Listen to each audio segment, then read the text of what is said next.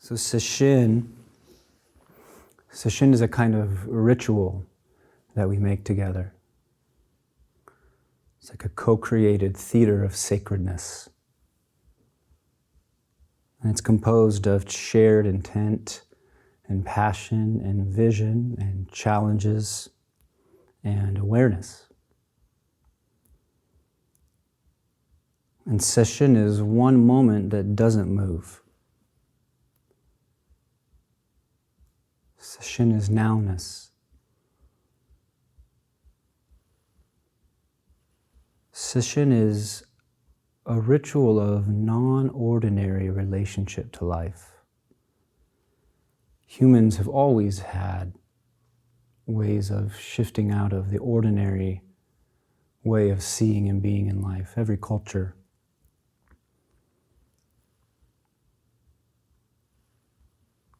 So sesshin is a ritual of unhooking from self-image and its defensive, anxious machinations.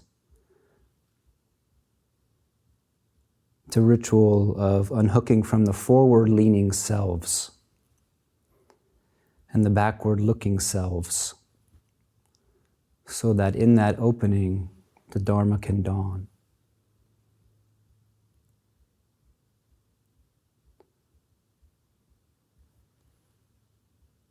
So living first Nen, we're joined with an ancient stream outside of time.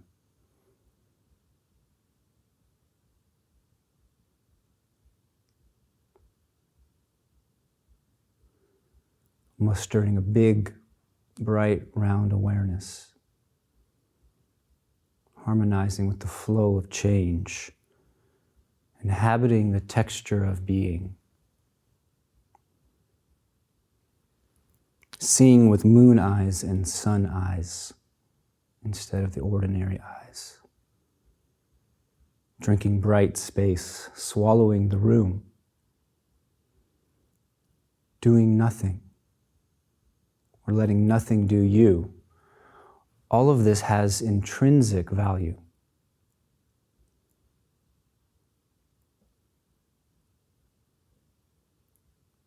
When you approach Zazen or sesshin to work on yourself, or as some tool to chip away what you don't like about life, then its intrinsic value is lost. Or at the very least, we can't see it because we're using the practice to do something to ourselves. Drinking bright space, swallowing the room, doing nothing, all of this has intrinsic value. We can put our desire to solve the world's problems on this, but we don't have to. We can put our desire to be other than what we are on this, but we don't have to. We can put the expectation that this practice make us more effective in our everyday life, but we don't have to.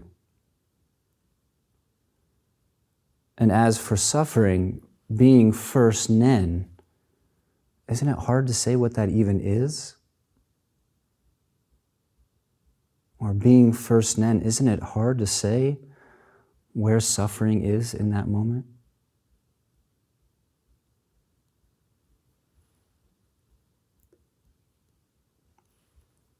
A ritual of unhooking from self-image, of letting the mental narrative clouds clear enough to see what else is there, to see who we be when we're not hooked into that same. That same. It's good if it gets boring. It's good if you have an intuition that there's something deeper, more fundamental. Because the whole lineage that carries us is a transmission of the confidence that there is. And that it's not some elitist endeavor, but all of us can taste that and know that.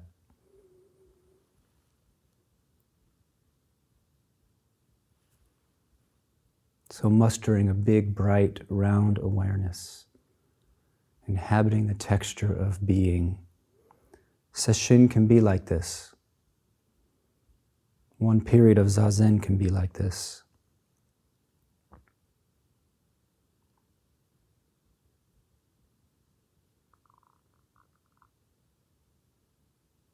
The virtue of nowness is now. The virtue of nowness is now. We might think about it being of benefit later, but later is just a different face of now. You can't leap out of it, and you can't get in.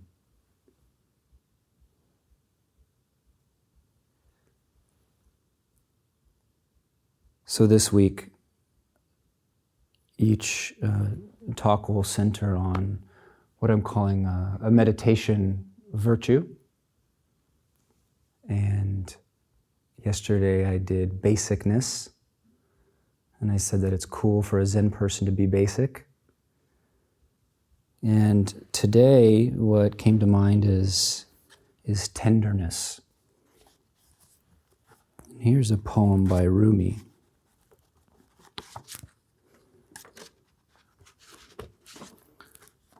And Coleman Barks, the translator, named this "No Expectations." A spirit that lives in this world and does not wear the shirt of love, such an existence is a deep disgrace. Be foolishly in love, because love is all there is. There is no way into presence except through a love exchange. If someone asks, well, what is love? And we should ask, right? If someone asks, what is love? Answer, dissolving the will. True freedom comes to those who have escaped the questions of free will and fate. Love is an empress. The two worlds play across her. She barely notices their tumbling game. Love and lover live in timelessness. Love and lover live in nowness. Other desires are substitutes for that way of being. That is so much of what the heart longs for is filtered through the mind's decision that such and such thing will fulfill what the heart desires. But suppose what we're doing here is cutting to the chase. Love and lover live in timelessness. Other desires are substitutes for that way of being. How long do you lay embracing a corpse?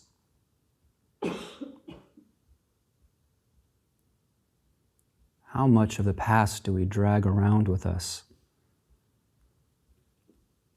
And why do we drag that past around with us?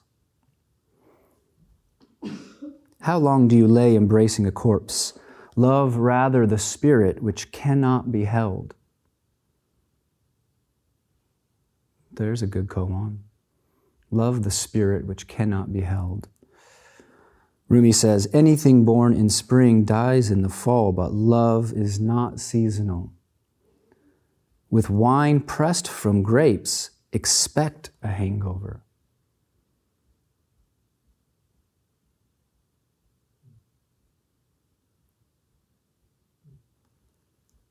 But this love path has no expectations. You are uneasy riding the body. Dismount. Travel lighter. Wings will be given. Be clear like a mirror reflecting nothing. That's serene illumination. Be clear like a mirror reflecting nothing. Be clean of pictures and the worry that comes with images. The image of myself and how it should be and how it's seen and how it could be seen and how it might be seen. How it was seen. Be clean of pictures and the worry that comes with images. Gaze into what is not ashamed or afraid of any truth. Contain all human faces in your own without any judgment of them. Now, a discriminating mind can't do that. But awareness in that virgin moment of intimacy, you turn your head and you see. Right there. Bird sings and you hear. Right there. Sometimes with the Dharma teachings, we might hear them and feel like I'm supposed to do something, supposed to do X, and then we try to get our ordinary mind to do X. And that's not how it goes. Our ordinary mind just does ordinary mind. It will never do anything other than that. It does brilliant things. It builds nuclear power plants. It cures cancer. It writes poetry. But the ordinary mind and what Rumi and Hongzhi are inviting us into, it's just not its realm. It's a square peg in a round hole. So we, as minds, can't contain all human faces in our own without judgment. But we don't have to, because awareness in that moment of intimacy meets someone without considering what they look like. Rumi continues, be pure emptiness. Be pure emptiness. What is inside that, you ask? Silence is all I can say. Lovers have some secrets that they have to keep. Rumi.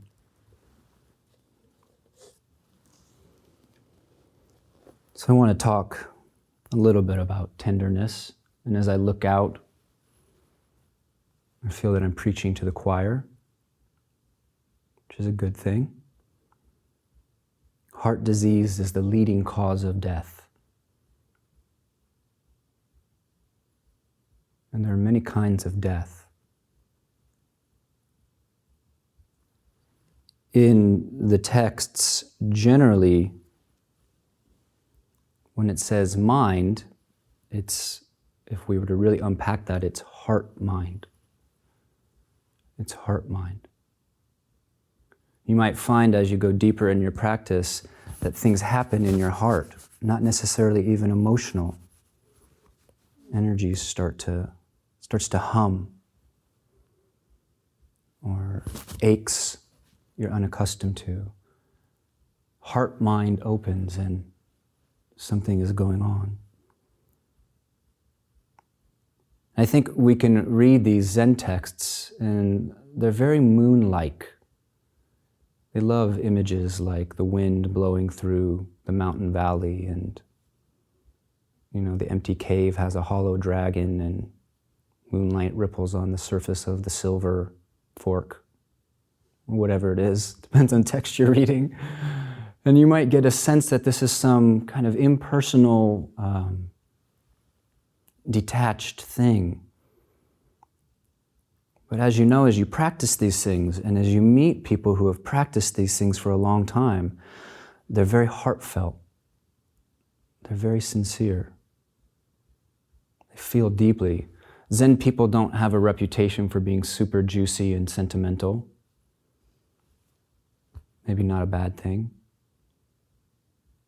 But you can't do this training and not come in contact with heart, not know the heart of heart-mind. Because we think we're sitting in the Zendo, or we're sitting in Oregon, or we're sitting in a wet forest, or we're sitting on planet Earth. But the place we're really sitting is our own heart.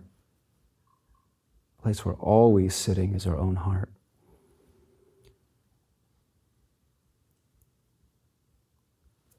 So I want to just celebrate a tender orientation towards oneself. It can be easy to underestimate the value of that.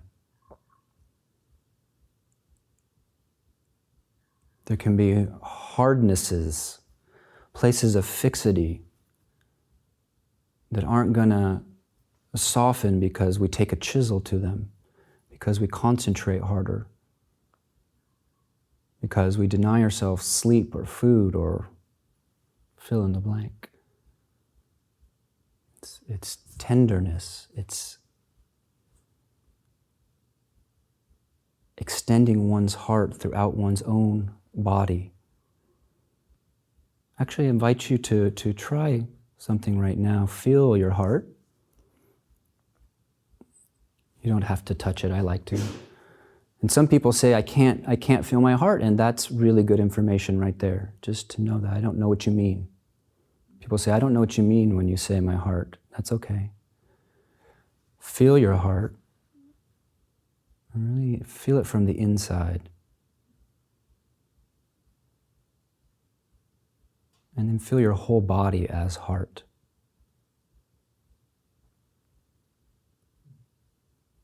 If you feel tenderness in your heart, feel your whole body as that tenderness.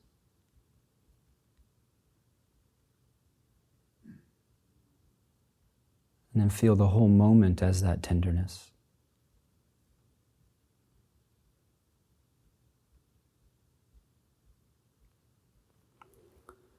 One can practice with a self-disregard or contempt. That's different than being unfixated on one's self-image. There is a kind of passionate self-abandon that's worth celebrating in the Dharma. That is not the same as punishing oneself or sitting hard for the sake of sitting hard or disinhabiting one's feeling life in order to, well, that's the open question. Why do we do that? The teachings aren't suggesting that. Sometimes I wonder about people in monasteries or in long retreats if they're doing punitive practice, if somehow they think they're bad boys or girls and so they're going to go make themselves good by doing it right or doing it the best.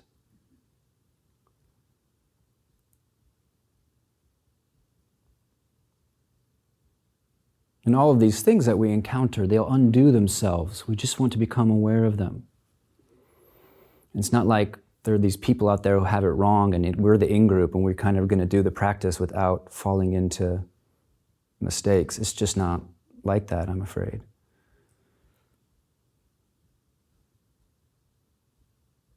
We each have our style.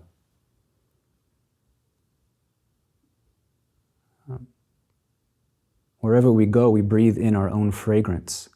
It's hard to really get outside what we are. But sometimes we can get a glimpse and we can let go of something that's not necessary. So getting aggressive style practice on the radar. And just check out your body as you do the practice. You know, if you're making a shashu, it's not like you're like punching your own hand. If you're making a mudra, it's gentle. Notice how do you inhabit the body? We can't make the body relaxed, but we can tenderly inhabit it. It's kind of the difference between feeling that there's this thing that you're going to get to work for you so you can do what you want, to owning on one level, you are this body. This is Buddha's body.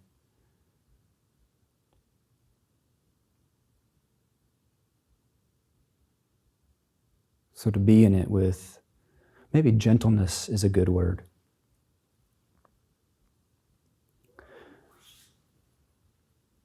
So it's good, especially young people in their 20s, 30s, to do intense practice. There's something about a robust gathering of energy that builds, that overwhelms resistance. Awareness can go from a little flame to a conflagration. It's a gathering of energy. But this fully vital, energetically engaged practice, you want to decouple it from aggression and strain.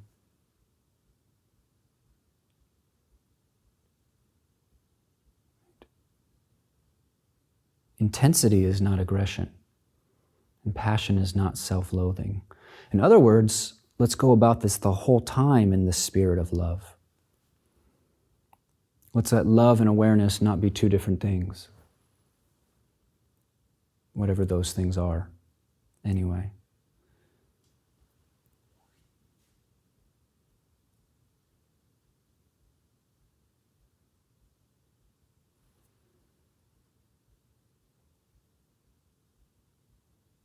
So tenderness is an essential ingredient, and we can be inhuman towards ourselves. We can mistake this for equanimity or freedom from self. We want compassion's gaze to penetrate inwardly as well as outwardly. I think of a long time ago I read an interview with a young Tibetan tulku who was meeting Westerners, and he said, the strangest things about Westerners is they don't notice that they step on bugs as they walk. That's the spirit of tenderness. Danger about talking about this stuff is we might start performing religiousness, start spreading nicing over everything, put on an affect of being kind. We're spreading nicing over what we actually feel. This tenderness arises from deep in our hearts. It arises from sitting smack dab in the middle of our hearts.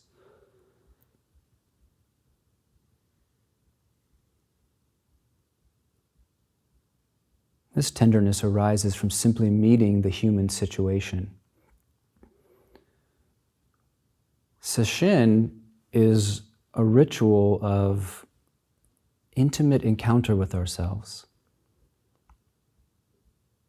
And whatever we encounter, somebody else 10,000 times has encountered. Whatever we struggle with, it's an emblem, it's an instance of the larger struggle. That's why it's not so. I have a friend who, when I tell him I'm doing sesshin, he said, have a hard sesshin. Knowing that when we really meet challenges, that's how we deepen this tenderness. It would not be better, it would be pleasant, but it would not be better to sit here and have everything feel great and just coast through. Because then some level of deeper work just can't get done. So this tenderness arises from simply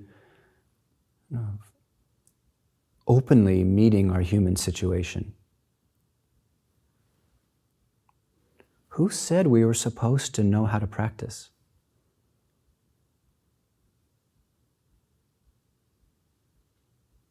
How do we know what's supposed to be happening? How do we know where we're supposed to end up? Where did those ideas come from? Why shouldn't we be in the exact state that we're in? How is it that we decided that the way the universe is manifesting is just wrong? That's a strange thing if you think about it.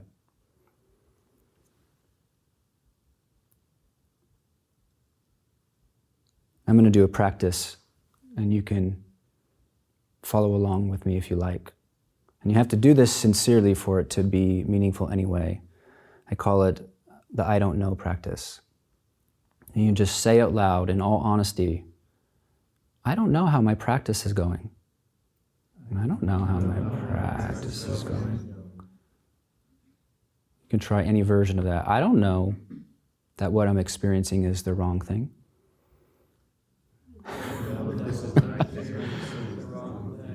It's too weird being in an old classroom doing this.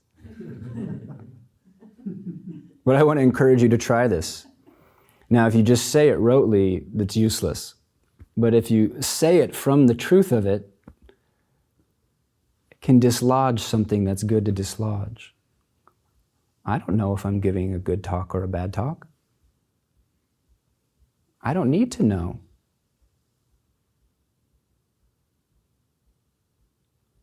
I don't know that what's happening is not supposed to happen. I know that I don't want it to happen.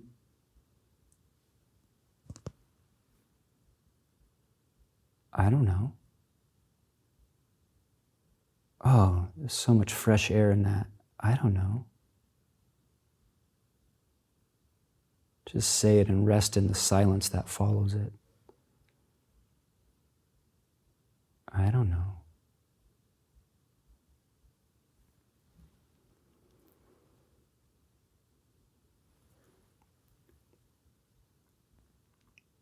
Apparently, when Dogen Zenji was dying, he told one of his students, you can teach and run the monastery, but his longest student, who had been with him for an ungodly amount of time, he was like, no, you don't really have it, because you don't have motherly kindness. You need to work on a tender heart.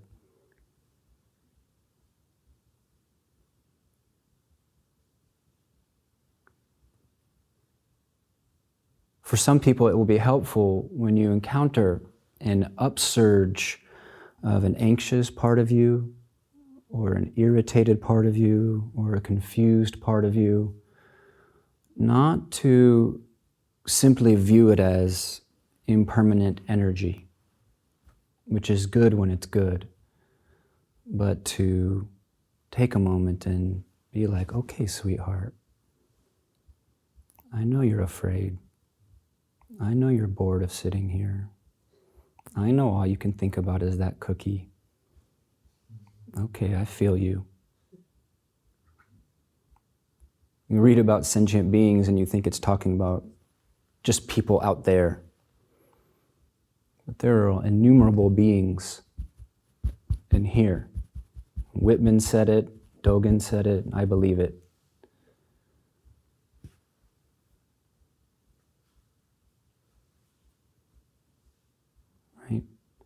And the resistance to that is interesting, if there is resistance. Spiritual practice is purifying. Now, in some visions handed down of what this does, at the so-called end of the path, there's no more hatred whatsoever in the heart. It's like a patch of soil that's been thoroughly weeded, and such a thing can never take root again. That we're undoing the capacity to be aggressive, to intentionally harm another being. That's kind of a beautiful vision. There are many visions of what makes a life meaningful. That's rather beautiful, to take one's spiritual practice so you're no longer capable of creating harm.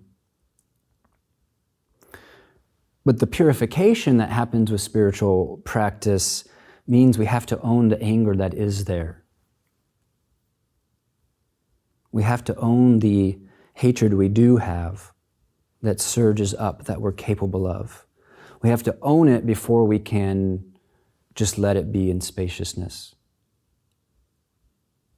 At first, it's more important to go, I am fucking angry. I am really pissed off, than it is to just do whatever we might do to let it go.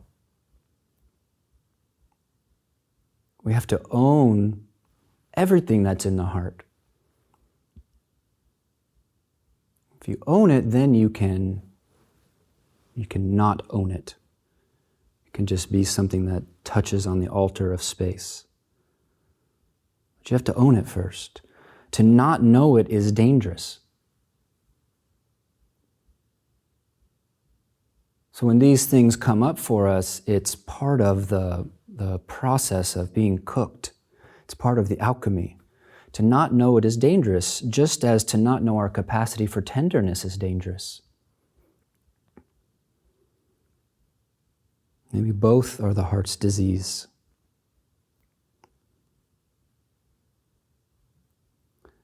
Something in us might have decided that we're spiritual and so we don't get angry.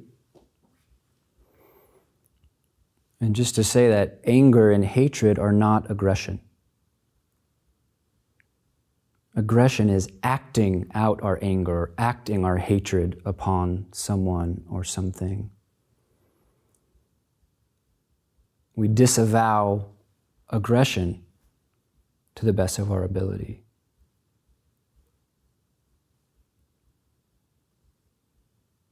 And we have to make one with our anger.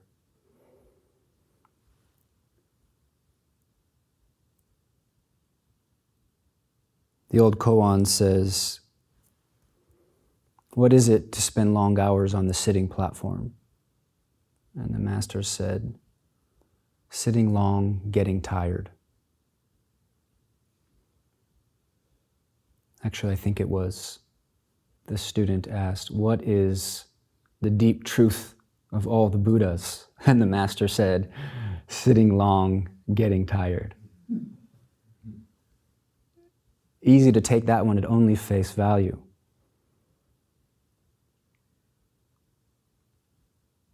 But on one level, we could read that as letting pain and physical or emotional, letting it tenderize. Literally let it soften the hardness in the body-mind. It's the ultimate solvent.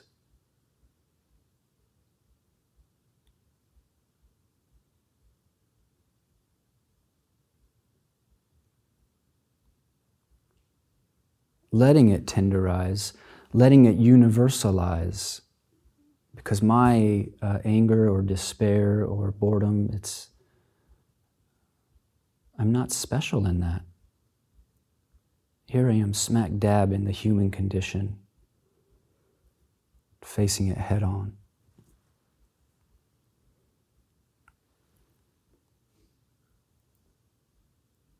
It's important to say in practice, we're not looking for feelings.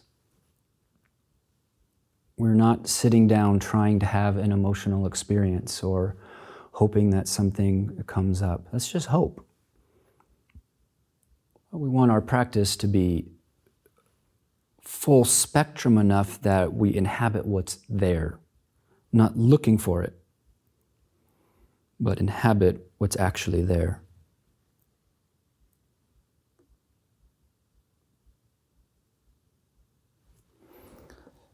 Let's see what Zen Master Hongzhi says about this. The way I think about studying these teachings, these masters, especially who arose out of these luminous periods of history, for example, Tang Dynasty, Song Dynasty, China, these were, they're luminaries, they're the mushrooms from a profound mycelium. And so these teachings, in some sense, are so high that some teachers, especially Asian teachers, say, why do you people even read those things? You should just work on not stepping on the bugs. But the way I think about it is, you could aspire to be a basketball player and you could study me on the court, or you could watch LeBron James. And you could probably learn something from both. But why not watch LeBron?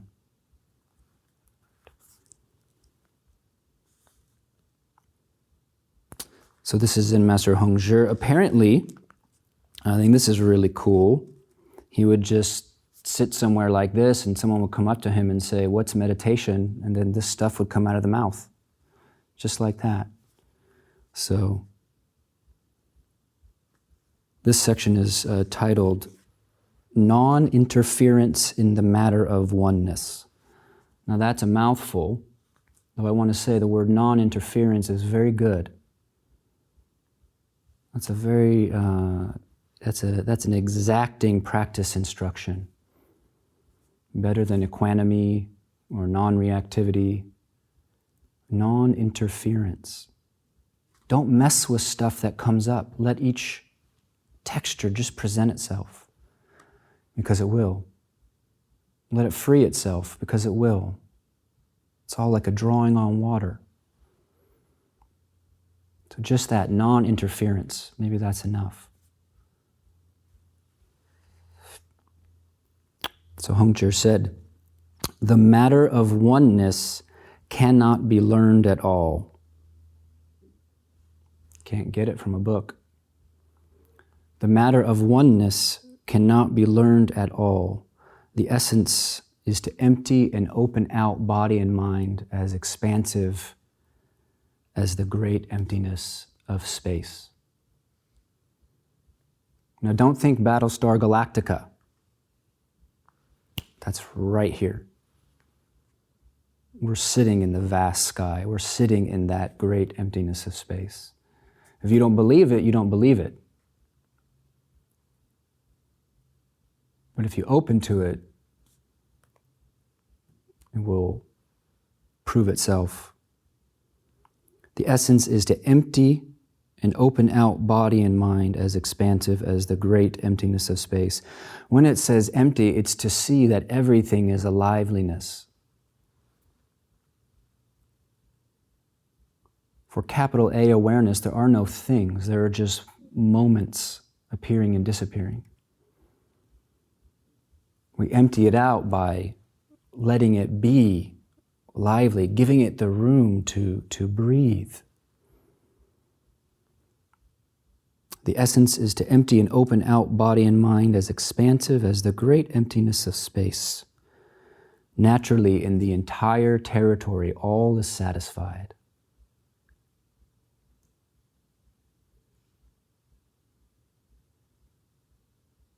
When we look out from our discriminating mind, it can only do better or worse, higher or lower, having that quality, lacking the other quality. But when we let space look through us, things have a wholeness. They have a completeness. The contentment of deciding you don't want more stuff is not going to last. The contentment of deciding you're okay as you are is not going to last. That's just mental furniture. But with spacious heart and with spacious eyes, there's a contentment that's deeper than our mind. The mind doesn't come to rest. It's dynamic. This strong spirit cannot be deterred. In event after event, it cannot be confused. The moon accompanies the flowing water. The rain pursues the drifting clouds. Settled without a grasping mind, such intensity may be accomplished. Lest you think this is some kind of fuzzy Santa Monica Beach type of kickback thing. Settled without a grasping mind, such intensity may be accomplished. There's a vividness here. At first, we muster that vivid wakefulness. I am suggesting that. But then at some point, we recognize it's just always there.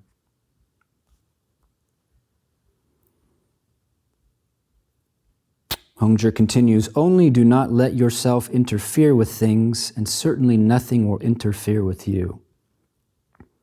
Tuck that one in your back pocket, Jogen. Only do not let yourself interfere with things, and certainly nothing will interfere with you. Body and mind are one suchness. Outside this body, there is nothing else.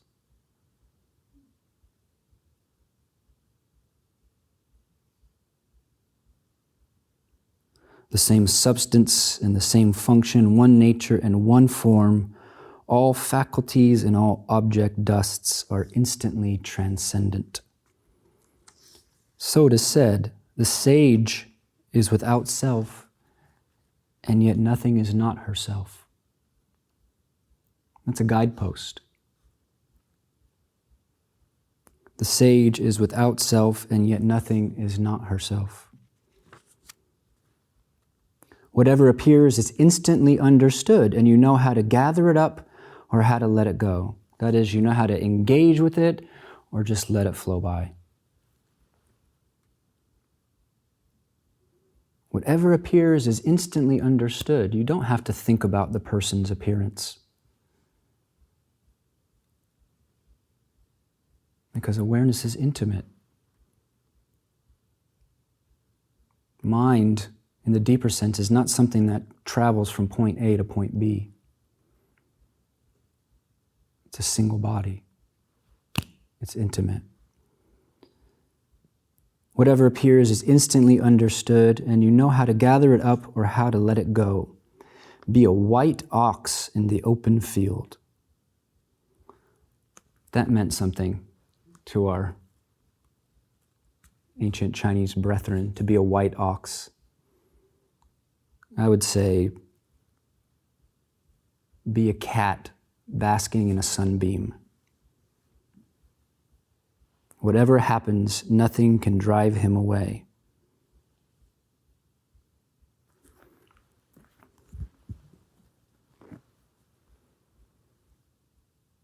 So please keep doing this good thing that you're doing. Engage it with basicness, staying at this just primal level of experience. You can't help, or mind can't help, flowing into second nen, third nen, all the elaboration. But watch as the more your mind elaborates, the further you get from just that vibrancy of your life.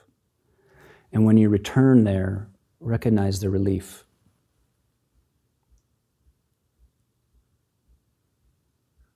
But do that with tenderness. Do that with inclusiveness. Do that with heart. Let me do this together.